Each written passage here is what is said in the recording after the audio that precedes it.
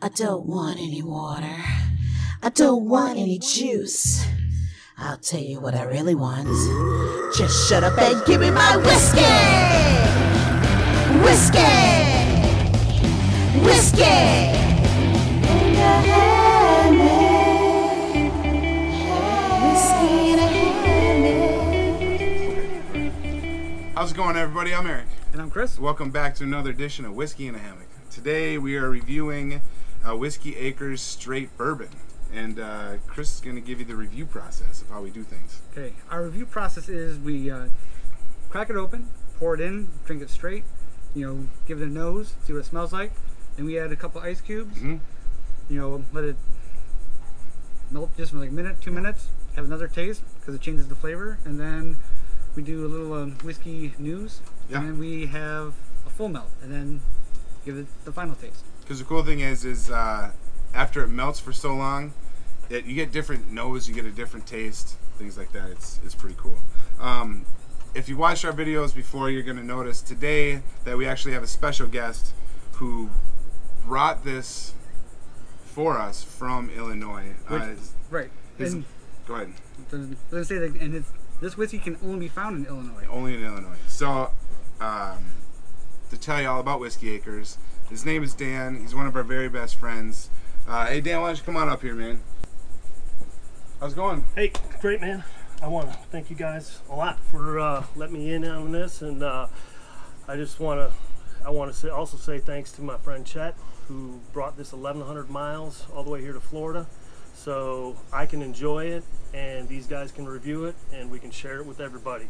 Awesome. And we're just glad to have it, and just something totally different. You can only buy it in Illinois, so you guys are in for a real treat on this one. Yeah, I appreciate it. So you said it's from Illinois? Exactly, DeKalb Illinois. DeKalb Illinois. So what else can you tell us about Whiskey Acres? Whiskey Acres is from DeKalb, Illinois. Basically one of the corn capitals in Illinois. That's what they're known for. They do call it the Napa Valley of corn. I don't want to smell it first. Go ahead. And the special about this is they call it what do they call it? They call it seed to spirit, where they grow everything. That nothing is brought in, the water, the grains, everything is done in-house. I personally, and this is maybe for you guys at Whiskey Acres, grain to glass flows a little bit better, but it's, just his opinion. Yep, that's just my opinion, but we appreciate what you're doing, and we'll get into a little bit more of it as we go. And the one thing that I thought was interesting, because I of course had to check these guys out, and they said it's complex, balanced, but approachable. Complex, balanced, but approachable. All right. I like it. So, like Chris said earlier, right now is the first taste, so we're going to nose it, check it out, give it a taste. Yep. Give our first review. All right. Hey, Let's cheers. Cheers. It smells light. Yeah, do you smell anything in it? Smell alcohol? That's for sure. Caramel? No? Yeah. Maybe. I don't know. I don't really smell anything. I've had the pleasure I smell alcohol. I smell, has a little bit of a sweetness to it. It does have a little sweetness to it, but I don't know what it is. Well, unlike these guys here, I've had the pleasure of having this before, and they're in for a surprise. Well, the legs are thick though. Well, but that's the other thing though too. Is like you can smell something. Everybody smells something different. So there's no right or wrong. Like you can smell caramel. Like you smell apples. Almost. All right, let's give it a taste.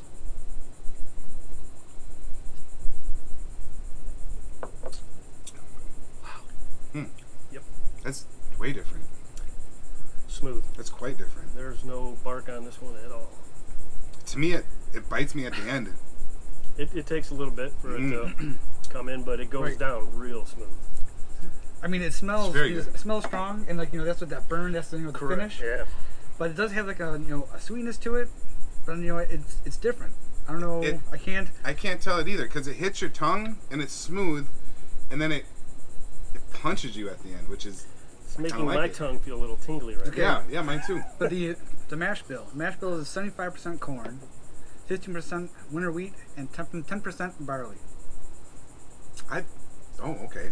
All right. So what'd you say? 75% corn. 75% corn. And what does it And need the to be for secondary, bourbon? 51%. You're right. Yeah. So It's a little even, corny. It's a little corny. And I think it's cool because they mentioned the fact that the secondary wheat is, or a secondary grain is wheat.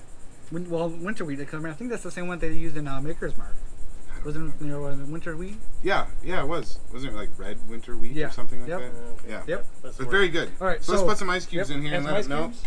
And then we're going to get into, well, the whiskey history of it, right? Thank you, sir. Yep. I'm a 2 ice cube guy. I'll take 2.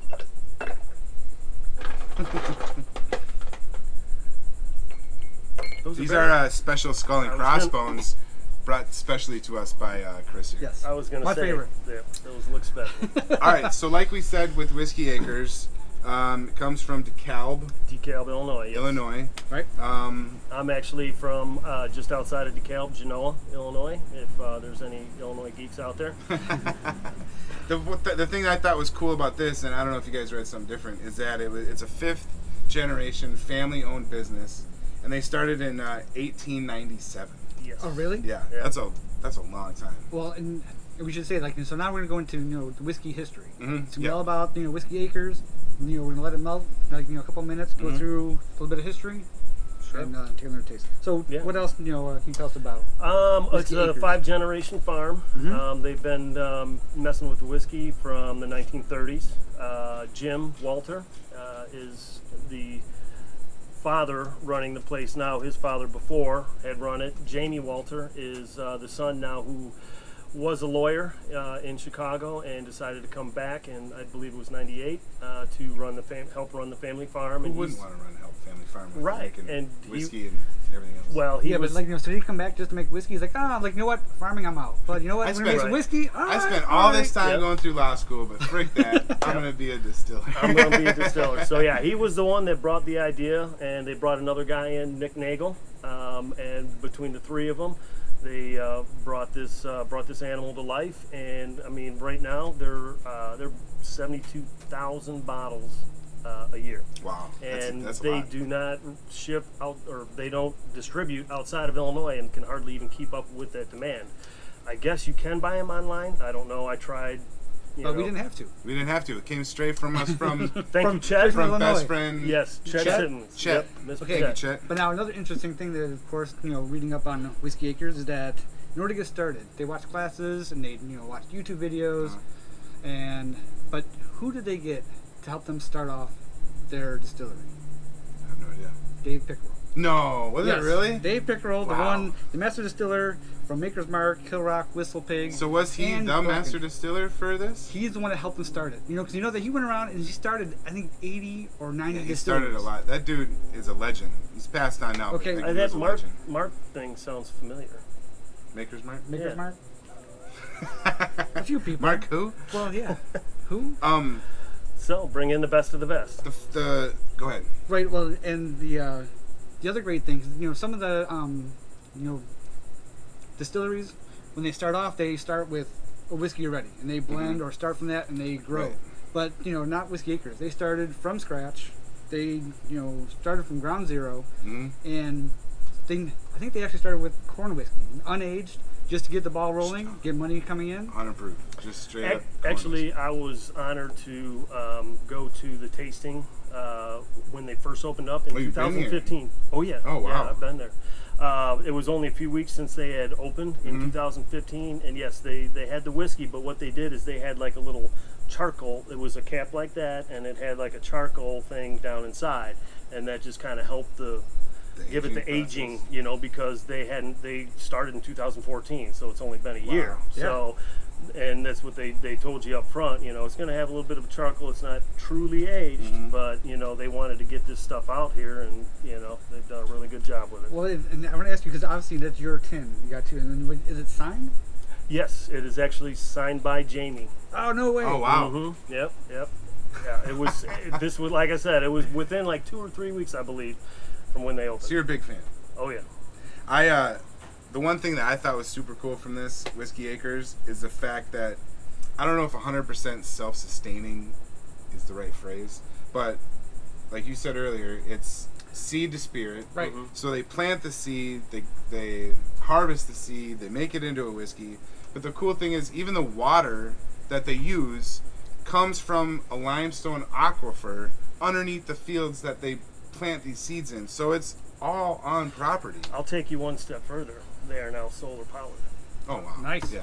One more thing, like, I thought was interesting, because they obviously have their own tasting room, right? Correct. Well, actually, they have Saw a picture of it. It looks pretty cool. they've added a 4,000 square foot venue. I mean, the tasting room originally was an old barn from way back in the day where they closed it in, and I don't even know, it was very small. But they've added an event menu, so now you can rent the area for weddings or business parties or what have you, and they've gotten so big that they have to. I mean, it's that good, and they've got a calling. Another interesting fact is that they obviously people come from all over to their tasting room. Yeah. They had a group of scientists from Antarctica. Oh yes, I did see that. Well, why Right? not? Very Isn't that good crazy? point. Yeah, right. That's crazy. Oh, and by the way, if you do get to Whiskey Acres, there is a map on the mantle where you can put a pin where you're from. So if you get there, see if there's one from Jacksonville. That's mine. Hey, you need to go there with the whiskey and a hammock then. We do need to go there with the whiskey and hammock. There you That'd go. be All right, awesome. I think it's Road time for trip. next. Wait. Well, okay. I still want to talk about this stuff a little more though. Okay, So well, let's you got- have a drink and then let's do Yes. the tasting, and then I want to get into what they make. Okay. So cheers. Taste number 2. Cheers. Road trip. Smell it. Nose it. Sorry. Ooh, now I smell apricots though. That changed significantly. Excuse me for my slobbiness and my shirt. Smoother. A Oh, lot much smoother.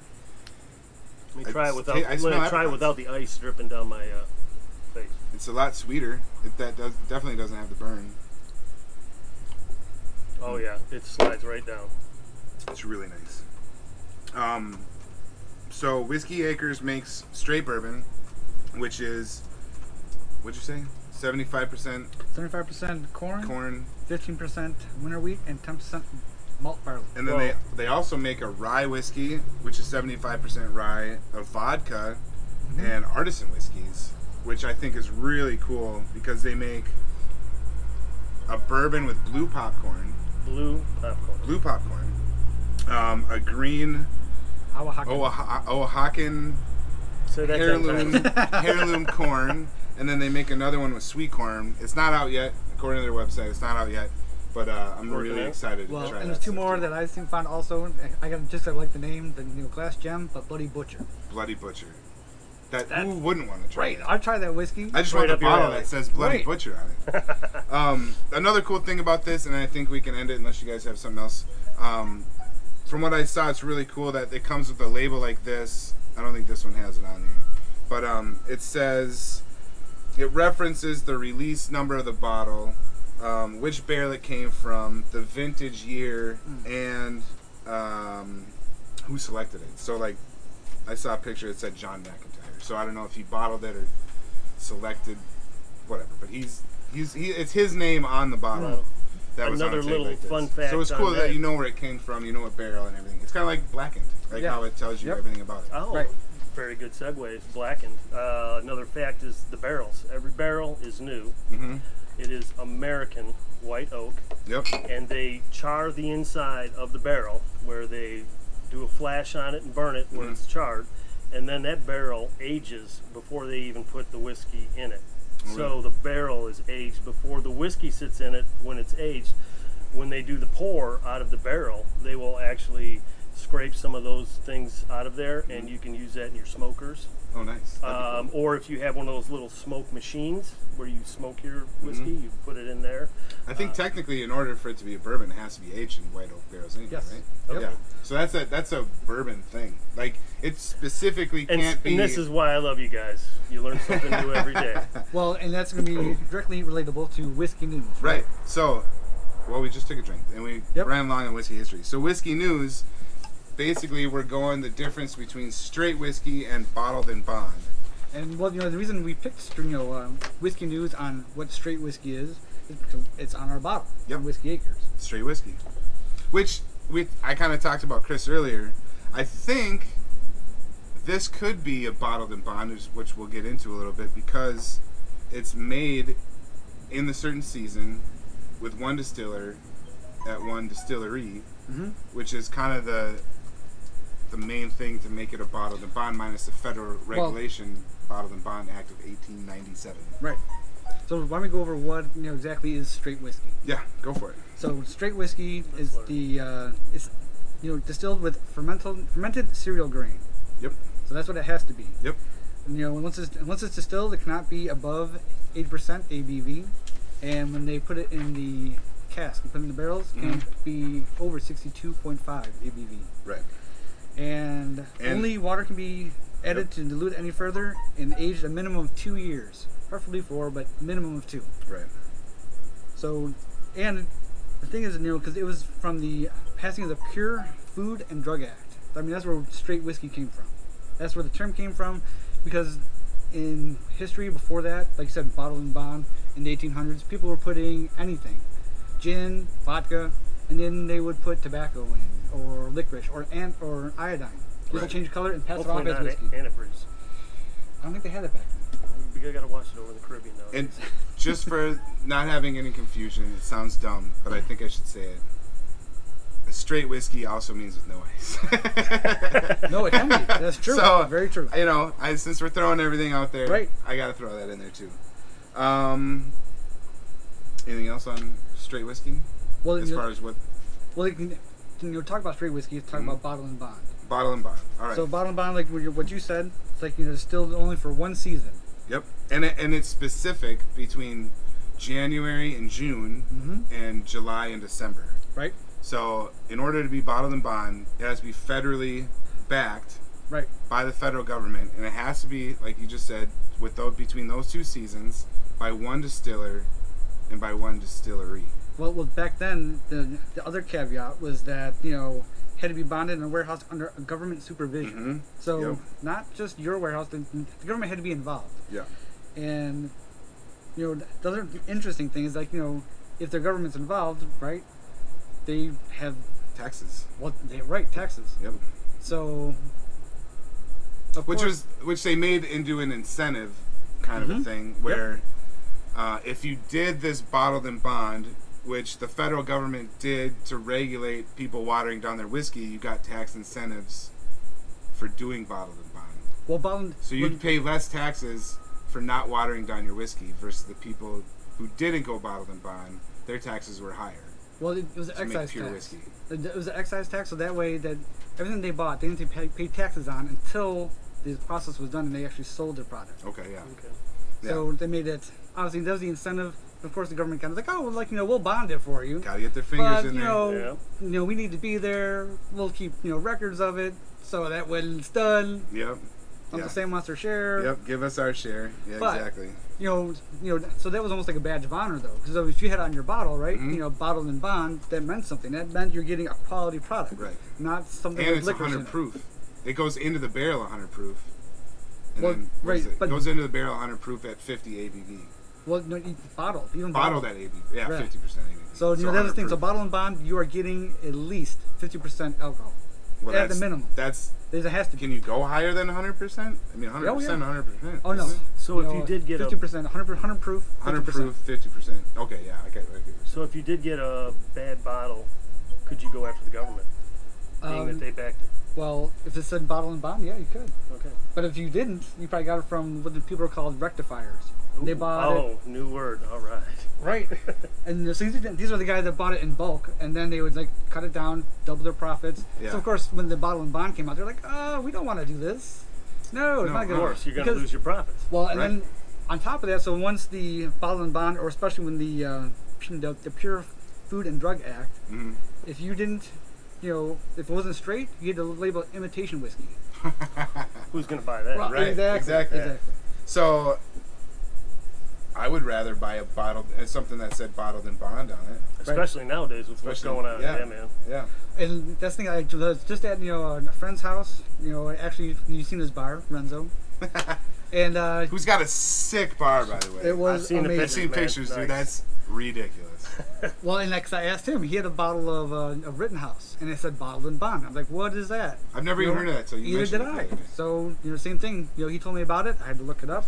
And it directly related to straight whiskey. Because you know, the government got involved and they set standards. And, you know, after they set the standards, you know, prohibition, you know, happened. Right. Yep. You know, so then afterwards, Man for himself. look, you know, it was lifted. So the, you know, the whole, all the distillers like, you know what, we don't want the government involved, but their definition of whiskey, we want to keep that. So they made that a part of, you know, how they made it, you know, into whiskey law. You guys ready to give it the third go here? Yeah, this is the final taste. So that was Whiskey News. Hope you guys learned something, because we should. I know I did.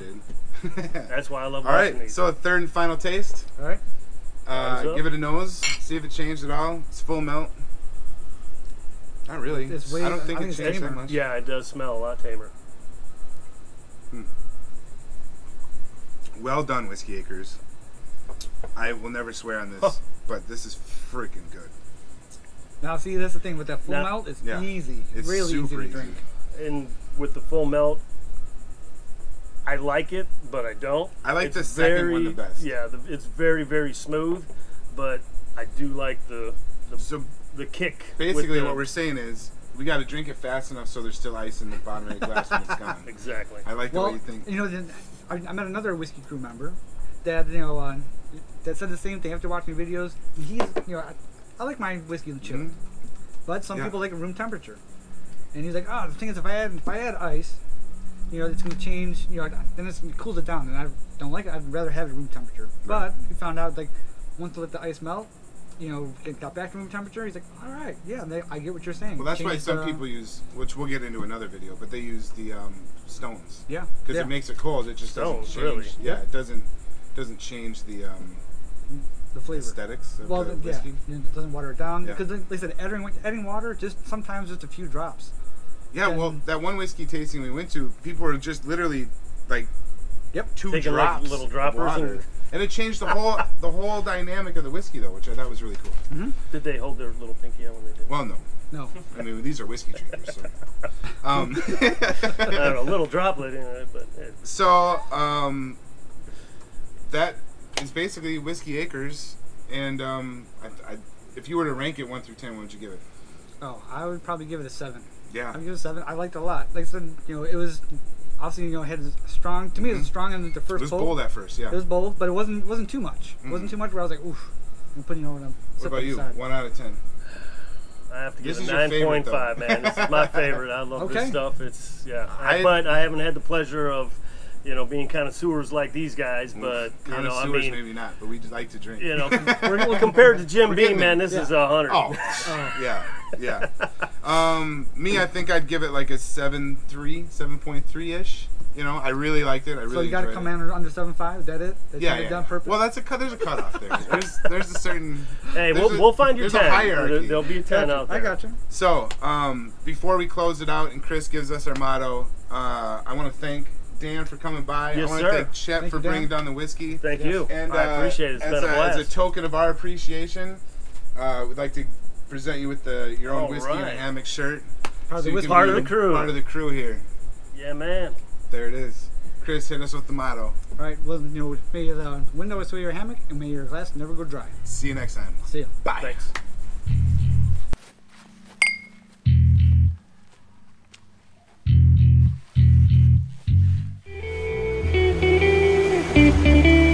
Whiskey in a hammock.